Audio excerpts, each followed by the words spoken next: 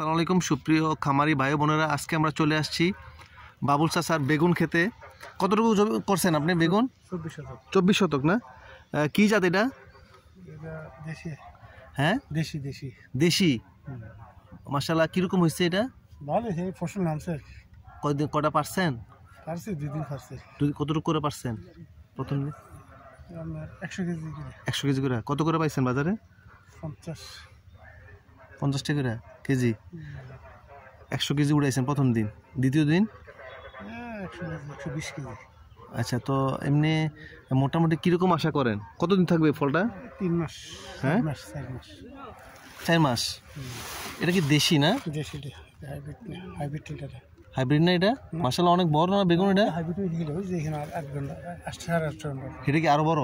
না, এটা আর ছোট। আমি ওনার বেগুন ক্ষেতের কিছু বেগুন দেখানোর চেষ্টা করছি। এটা দেশি না? মাশাআল্লাহ, মোটামুটি ঠিক আছে না গ্রোথ? হ্যাঁ। আর এমনি পোকামাকড়ের জন্য কি দিতেছেন? তেসার একটা ফাইলে দাম আমরা 200 টাকা না? তেসার না? 24 শত জায়গা করছেন না? আর কি কি আমার আর এমনি জৈব সার কি ব্যবহার করছেন? জৈব সার? না না, জৈব সার কেন? জৈব সার দিচ্ছেন না কেন? শুধু শুধু এই যে রাসায়নিক সার দিলে তো আপনার জমির ফসলের ক্ষতি। এটা আপনি যেটা দিচ্ছেন এটা তো মাটির, ওই যে গোবর সার, কম্পোস্ট, স্টাইকো কম্পোস্ট, এইসব কেঁচু সারগুলা। ও আচ্ছা আচ্ছা, মানে জৈব সার। আচ্ছা আচ্ছা, বুঝছি। হ্যাঁ, এইটাই কারণ হচ্ছে কি, আসলে আমরা আপনি যে কৃষিটা চাষ করতেছেন এটা কি প্রাকৃতিক কিনা, নিরাপদ কিনা, এটা মনে করেন যে বিষ কীটনাশক কি স্প্রে করতেছেন এই যে পোকামাকড়ের জন্য? তেসারটা শুধু দিচ্ছে নাকি? ফুজে গাছটা খায় ফেলে না? বাইগন ফুক খায়, দুটোটা কি একই ইয়াতে তেসার না? আচ্ছা, 24 শত জায়গা করছেন না? কতদিন পর মানে প্রতিদিন পারতে পারেন নাকি? 10 দিন পরে? হ্যাঁ, বেগুন বেশি বড় হয়ে যায় না আবার বেশি?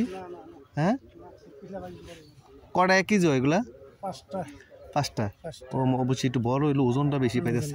আচ্ছা আচ্ছা আচ্ছা, তাহলে বাবুল ভাইয়ের যে খামার আমরা মোটামুটি দেখলাম, বেগুন চাষ করছেন, দেশি বেগুন।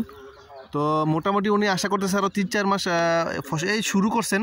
তো উনি জৈব সার ব্যবহার করতেছে এবং খাবার আসলে আপনি যে কৃষি সবজিটা তৈরি করতেছেন এটা নিরাপদ কিনা, জৈব সার ব্যবহার করতেছেন কিনা, হ্যাঁ, এইসব বিষয়ে। এবং আপনি যে চাষবাস করতেছেন, আপনি কোনো সরকারি কোনো বীজ টিজ কিছু পাইছেন? হ্যাঁ, মানে কিছু বীজ বা সার টার কিছু পান নাই না? আচ্ছা, সুপ্রিয় খামারি ভাই বোনেরা, আসলে উনি নিজের উদ্যোগেই এই বেগুনের জমিটা চাষ করেছেন। আসলে উনি বলতে চাচ্ছেন যে আসলে যদি সরকারি কিছু বীজ বা সার কিছু অনেকটা, এবার 1.5 লাখ 2 লাখ টাকা লস আমার খেতে।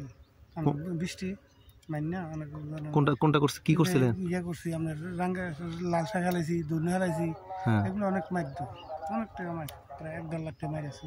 ওই যে বৃষ্টিতে সব নষ্ট হয়ে গেছে? ও, টানা কয়েকদিন বৃষ্টিতে? আচ্ছা আচ্ছা, আসলে ওনার আসলে ওই যে মানে কৃষিকাজ করতে করতে যে শুধু লোকসান যাচ্ছে, লোকসান, বৃষ্টি, বিভিন্ন আবহাওয়ার প্রতিকূলতা, উনি আসলে অনেক ক্ষতির সম্মুখীন হয়েছেন। এই জন্য আসলে যদি কোনো সরকারি সাহায্য সহযোগিতা বা প্রণোদনা যে কৃষকদের জন্য কিছু ছাড় বা কিছু বীজ দিত, তাইলে হয়তো ওনারা আরও একটু বেশি উদ্যোগে জমি চাষ করতে পারত, আর একটু বেশি চাষ করতে পারত। এখন নিজস্ব উদ্যোগেই ওনারা চাষ করতেছেন। ধন্যবাদ। তারপরও বাবুল ভাইয়ের যে বেগুন চাষে উদ্বুদ্ধ হয়েছেন এবং বাংলাদেশের যে কৃষি, বাইরে থেকে বিভিন্ন শাকসবজি বা এইসব খাদ্য স্বয়ংসম্পূর্ণ করার জন্য তিনি নিজে চেষ্টা করছেন। এই জন্য ধন্যবাদ বাবুল ভাই। আসসালামু আলাইকুম।